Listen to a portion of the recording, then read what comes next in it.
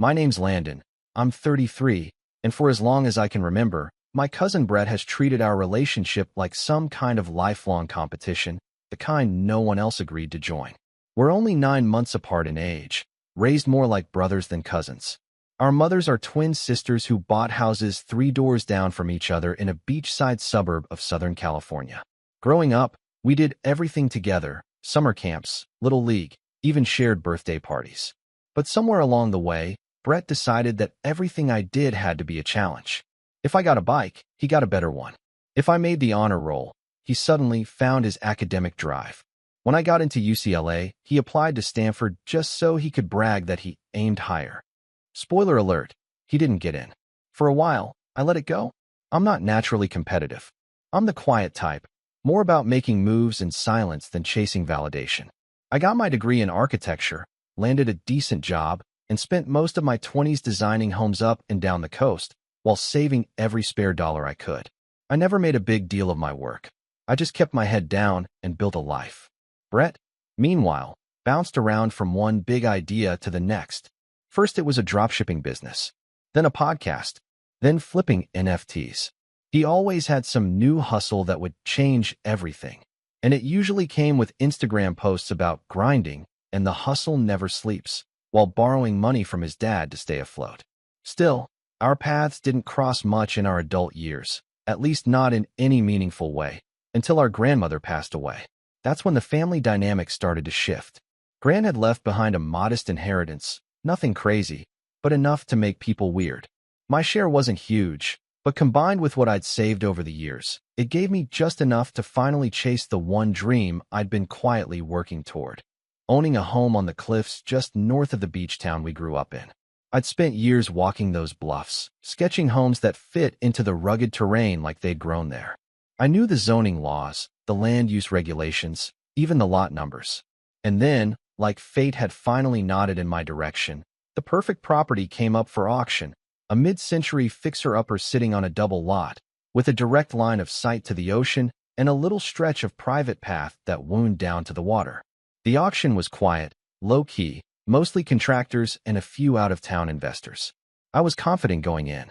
I had my limit, my paperwork in order, and a pre-approved mortgage ready to go. But then, 15 minutes before bidding started, I saw him. Brett. Hair slicked back, expensive sunglasses he didn't need, and that arrogant, lopsided smirk he always wore when he thought he was the smartest guy in the room. He spotted me across the crowd, walked right up, and said, "Didn't expect to see you here, cousin. Thought this place was a little out of your league." I didn't respond. I didn't have to. I just nodded, turned back to my paperwork, and tried to ignore the familiar pit in my stomach, the one that always formed when Brett turned something personal into a public game. The auction began, and sure enough, Brett jumped in almost immediately. Not just with bids, with smug little comments too. "Oh, you're still in it. Didn't peg you for a Cliffs guy? You sure you've got the budget for this one, Landon?"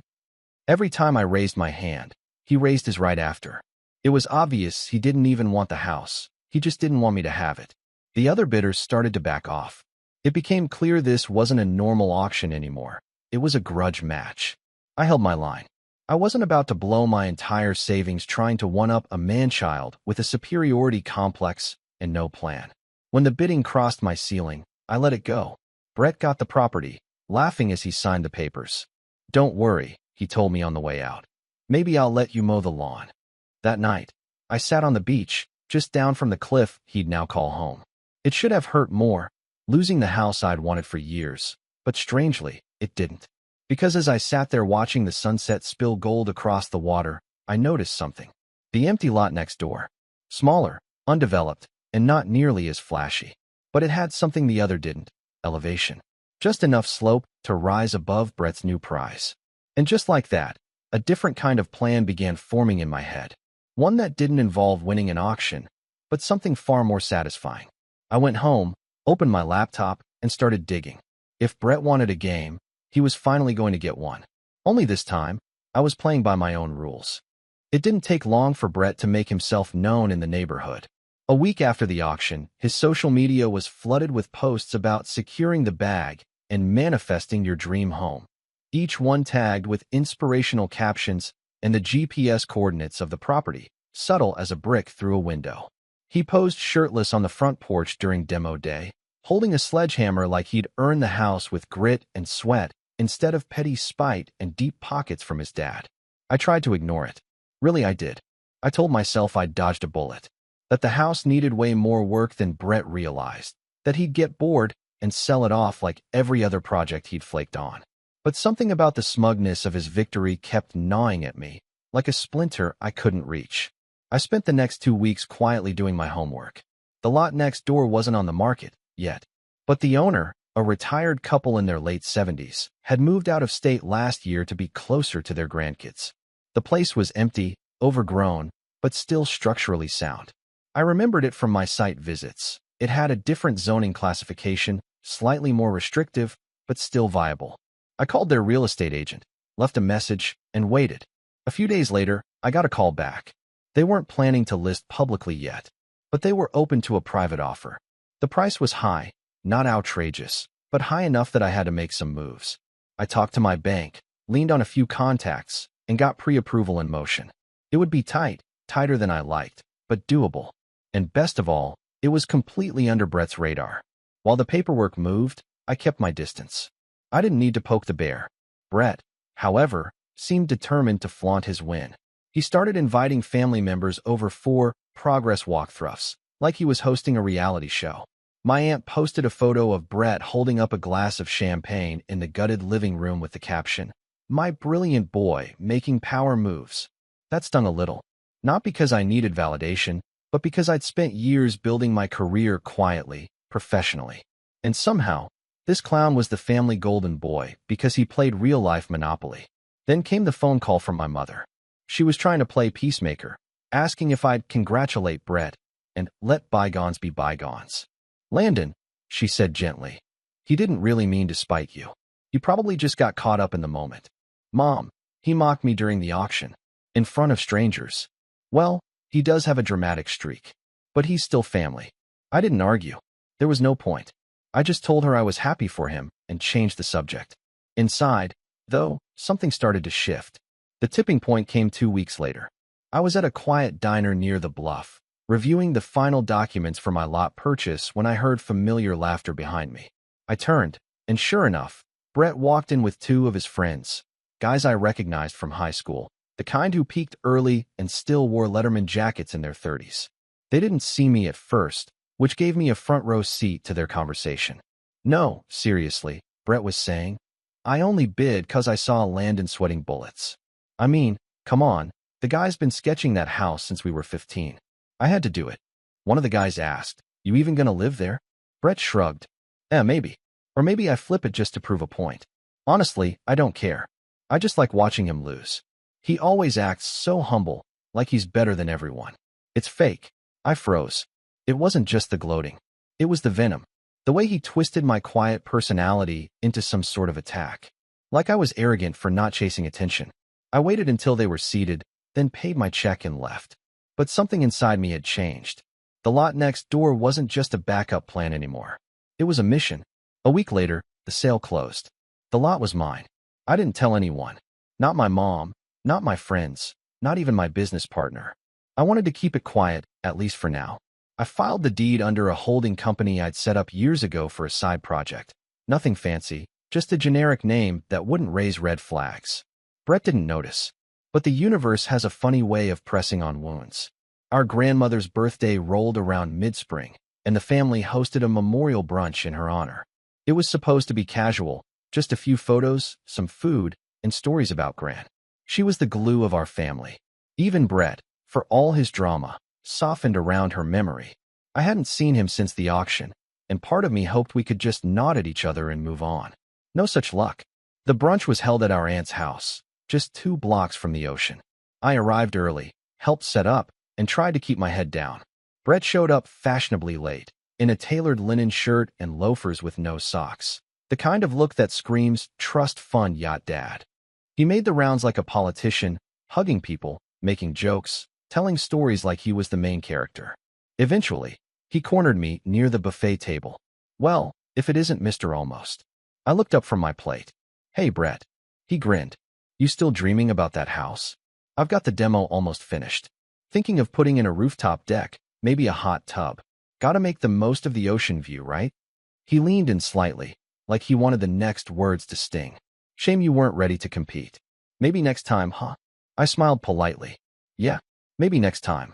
He walked off, pleased with himself, but I could feel the rage simmering under my skin. It wasn't just the jab, it was the performance. The need to rub it in front of everyone, like I was the charity case and he was the prodigy. But what he didn't know, what no one knew, was that my design plans were already in motion. I spent the next few weeks meeting with engineers, surveyors, and contractors. I wasn't building a house.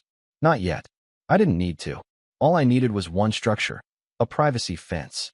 A legal one, perfectly within code, but tall enough and positioned precisely enough to block a very specific line of sight. Brett's. I learned every angle of his lot, where the master bedroom window faced, where the future rooftop deck would sit, how the elevation of my lot intersected with his. It was like playing chess in 3 dimensions, and I didn't rush it. Every permit was filed quietly, every material sourced discreetly. The fence wouldn't just block a view, it would be a wall, a quiet, undeniable message. But before I broke ground, something else happened, something that made everything personal on a whole new level. My mother invited me to dinner, just the 2 of us. We were sitting on her porch, drinking tea, when she casually mentioned that Brett had been showing off the house plans again, that he was planning a big housewarming party once it was done. I nodded politely. Then she hesitated. Landon, I know you were upset, but Brett told us he only bid because he assumed you'd already dropped out. He didn't mean anything by it. I raised an eyebrow. He told you that? She nodded. He said he even offered to let you buy it off him, but you turned it down. I stared at her, stunned. Mom, he never said that. She looked uncomfortable. Well, he implied. I cut her off gently. Brett lies, Mom. He lied to you. The conversation soured quickly after that. She defended him, of course. Said I was too sensitive. That I held grudges. That family doesn't keep score. And that's when it hit me. This wasn't just about the house anymore. Brett had manipulated the narrative, twisted the story, made himself the generous victor and me the bitter loser. And people believed him. Even the ones who should have known better. It wasn't the property I'd lost. It was my reputation within the family. And that was the betrayal I couldn't forget. So I went home, and I finalized every blueprint, every permit, every delivery schedule for that fence. I made sure it complied with every code, followed every setback law, and still accomplished exactly what I wanted. Not revenge. Not yet. Just the first move. I didn't speak to anyone in the family for a while after that dinner. I wasn't angry, not in the way people assume, not shouting, slamming doors, or posting cryptic Facebook updates. No, mine was a quieter kind of betrayal, the kind that doesn't scream, but simmers just beneath the surface. It was the silence that comes when you realize you've been painted as the villain in a story you didn't even know was being written. That your own mother thought you were petty for not applauding the person who humiliated you publicly, then lied about it later. I didn't cut people off. I just stepped back. The days passed slower after that.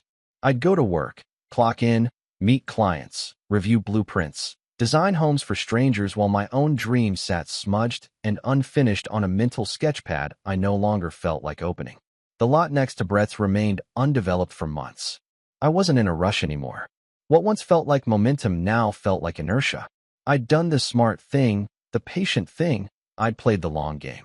But sitting alone in my small rental apartment, staring at my plans in the dim light of my desk lamp, I couldn't help but feel like I'd still lost.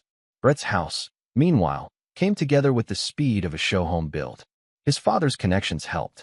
He used family money for the best materials, flashy finishes, and an over-the-top rooftop deck complete with glass railing and recessed lighting. All aimed, of course, at maximizing that ocean view. He even posted a time-lapse video of the whole construction process, turning a dream into reality. The caption read, "More hashtags, more praise." The comments poured in. Extended family, old friends, even mutual acquaintances who barely knew him, all congratulating him on his vision. I stayed off social media for a while after that. But if I'm being honest, the hardest part wasn't Brett. It was the loneliness. The isolation that crept in after years of working in silence, of prioritizing stability over spectacle. You get so used to keeping your head down that one day you look up and realize everyone else has moved on without you. That they took your quiet nature as absence.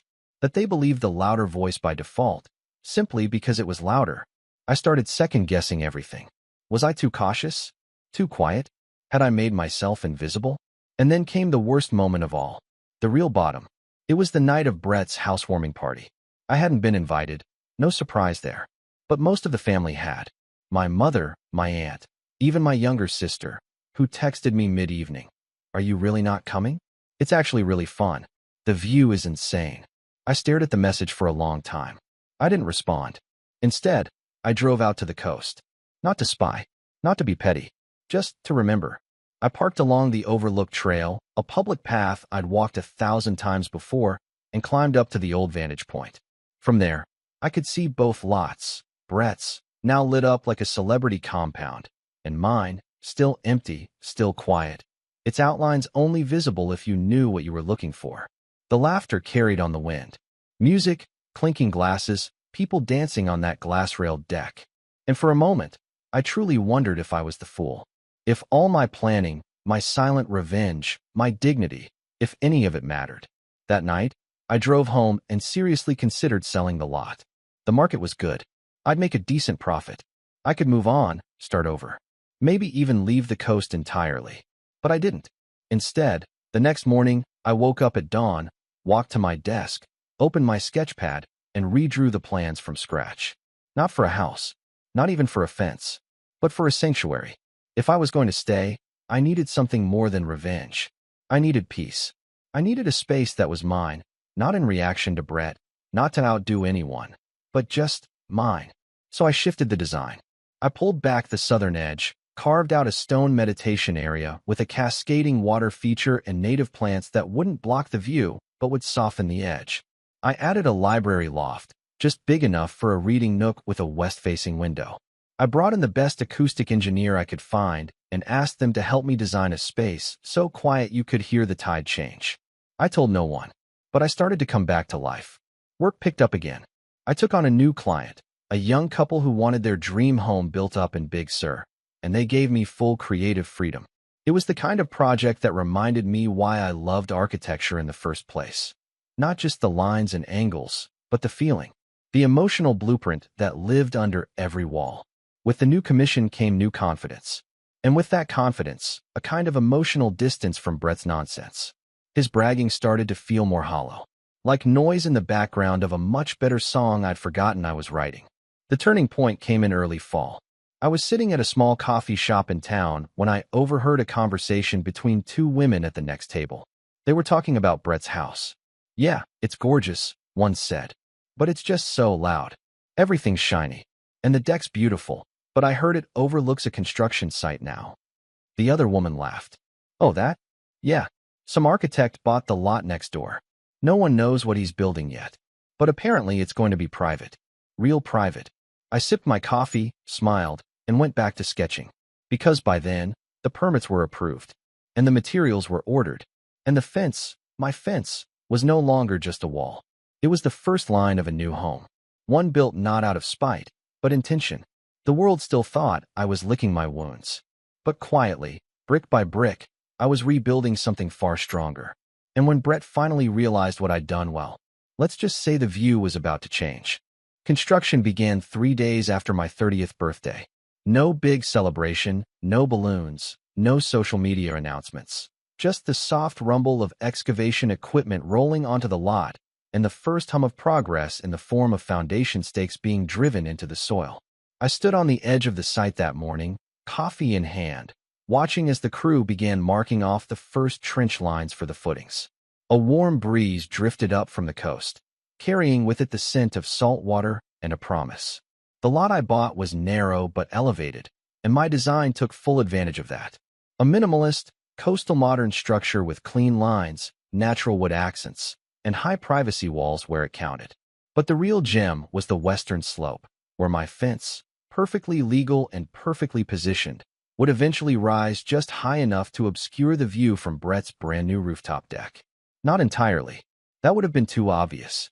Too easy to challenge. No, I had a better idea. One that would frustrate him not with a wall, but with a carefully orchestrated interruption of his illusion of supremacy. Instead of building the fence straight across, I designed it with staggered wooden panels, architectural fins that alternated in height, spaced artistically and aligned at a calculated angle. It was modern, chic, the kind of thing you'd find in an elite design magazine. But functionally, it sliced his panoramic ocean view into awkward, broken segments, jagged slats of sky and water interrupted by warm cedar blades and ornamental bamboo. He'd still technically have a view, just not one worth bragging about. And I wasn't done. See, I'd spent the last few months learning things about zoning, about city ordinances, about sound dispersion and property line rights. I studied how shadows fell during the late afternoon sun. I mapped out how landscaping could redirect sight lines without being classified as an obstruction. I hired the best lighting designer I could afford and gave them a strange but very specific brief. I wanted the softest, warmest low-voltage garden lighting that would subtly bounce light upward at night, just enough to glow on the side of Brett's house without breaking any codes. Make it look unintentional, I told the designer. Just a little, ambient. And slowly, I gathered my allies.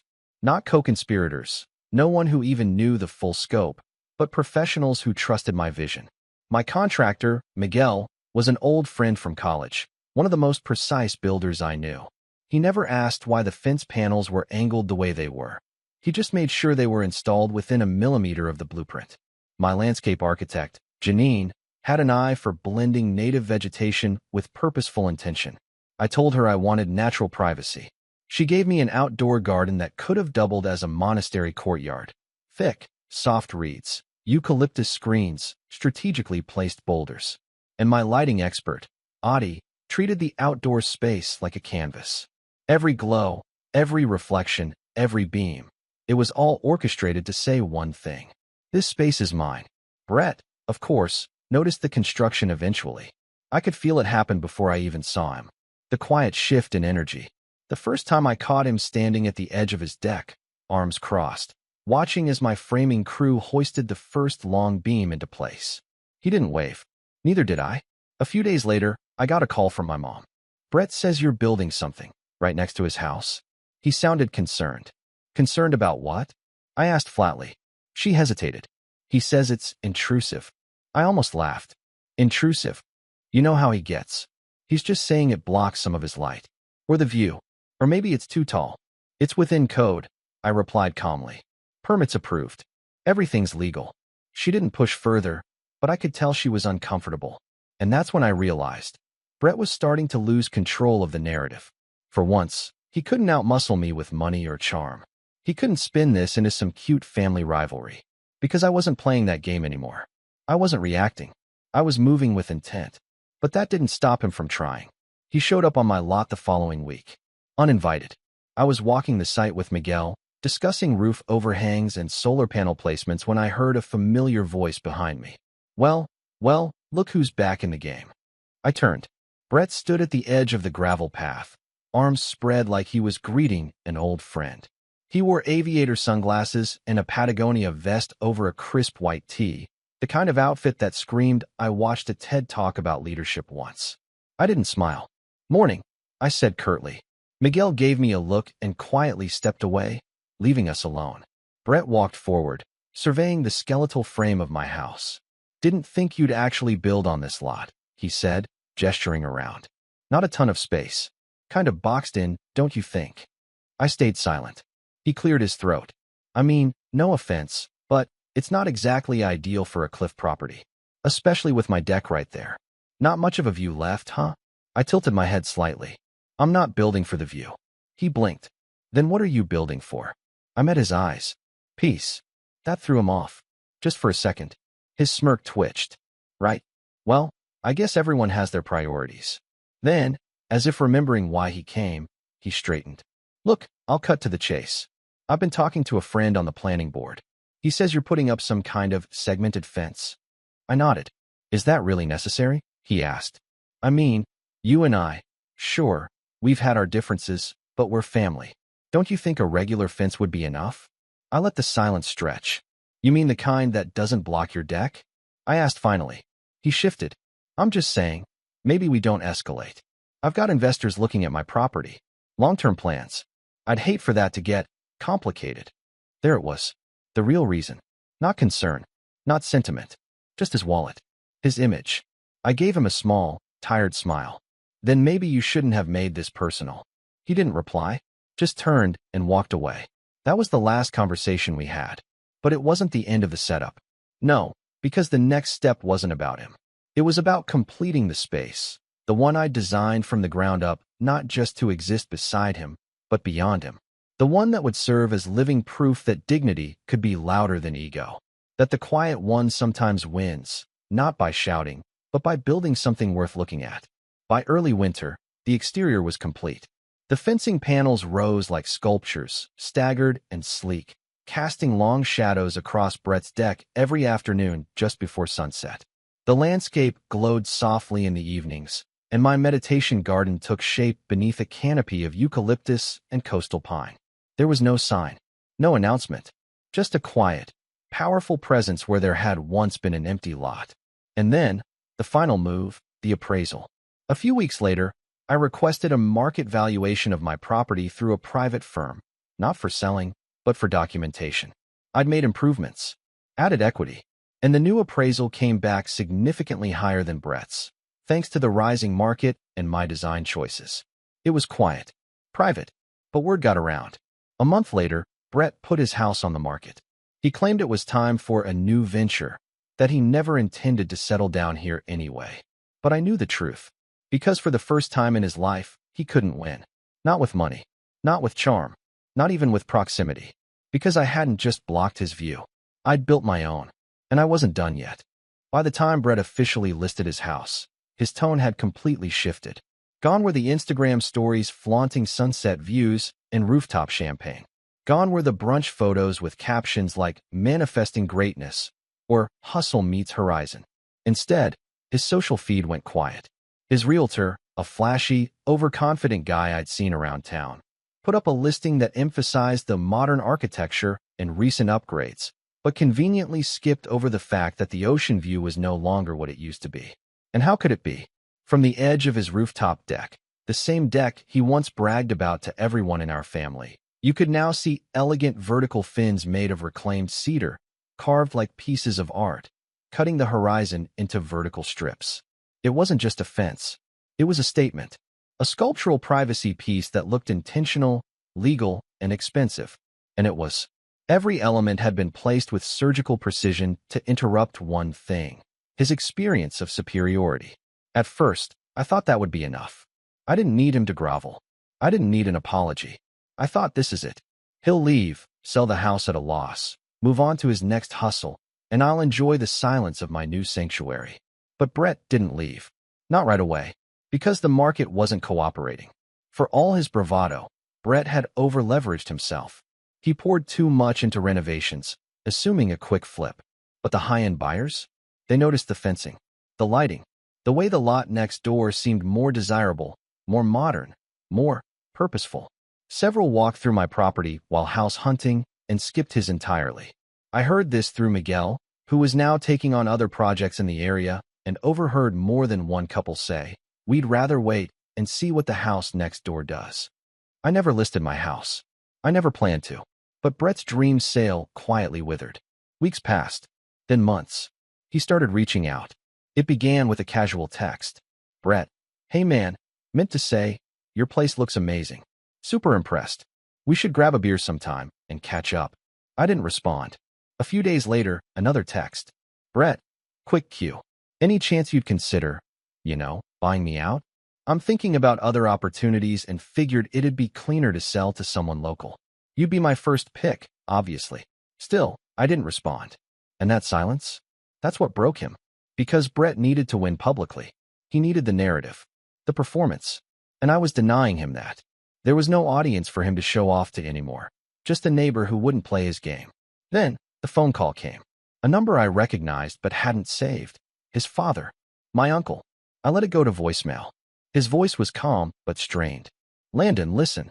I know things have been tense. But Brett's in a bit of a bind. He's under pressure to sell and hasn't had luck. If there's anything you can do to help facilitate something fair, I think it'd go a long way for the family." He paused, then added, "And your mother mentioned you're doing quite well now. Everyone's proud." I played that message twice, not out of malice, but for closure. Because for the first time in years, I realized I didn't need revenge anymore. I was the revenge. Quietly, respectfully, I had taken everything he wanted and made it irrelevant. Not by attacking him, but by outgrowing the game. By building something real while he built an image. But still, I wasn't done. Because Brett had made this personal. And while I'd never wanted a war, I was ready to end it. So I called him. Short and to the point. "Hey," I said. He sounded relieved. "Landon, man, thank you for calling back." I was starting to think. "I'll make you an offer," I said. "But not for your asking price." Silence. "I've reviewed your listing," I continued. "You've been sitting on the market for 4 months. You've dropped your price twice. Your deck faces a privacy feature. The view's compromised.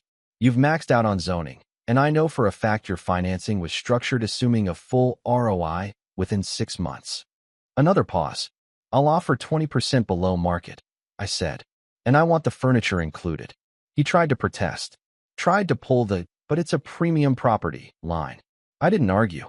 I just said, "This is a clean deal. Cash. No agents. Close in 2 weeks." He stalled for 2 more days, trying to bluff. But I knew the numbers. I knew his leverage had evaporated. So when he finally called back, voice small, humbled, I met him at a local notary's office and signed the paperwork. Just like that, the house was mine. The same house he fought to take from me. The one he paraded in front of the family, declared his victory, mocked me for losing. And now? Now it belonged to the quiet cousin. And here's the thing I never told him. I didn't want the house anymore. I didn't need it. But owning it meant it would never be his again. It meant I could repurpose it. So I walked through that house one final time. Room by room. All the showy fixtures. The oversized wine fridge. The rooftop deck that no longer saw the ocean. And then I called a friend, Ava, a local nonprofit director I'd worked with on a community design project the year before. "I've got something for you," I said. "Ever thought about turning a luxury house into a creative retreat space? For artists, architects, people who need time away to work on something real?" She said yes. And a month later, Brett's dream home reopened its doors, not as a monument to his ego, but as a sanctuary for people doing meaningful work. I funded the renovations anonymously. I let Ava take full credit. As for me, I lived next door in the house I built. My house. The one that started as a silent rebellion and ended as a place of peace. I didn't brag. I didn't post. But one evening, as the sun dipped low and the wind rustled the tall grass along the bluff, I stood on my deck with a cup of tea and watched as a young artist carried her sketchpad up the path to Brett's old rooftop. She looked out across the horizon, smiling softly, taking in the fragmented strips of sea and sky. And I smiled too, because I hadn't just reclaimed my dream. I'd redefined it. And for the first time in a long time, I didn't feel like I'd won. I felt free. Some fences are built to keep people out, but the best ones are built to keep peace in.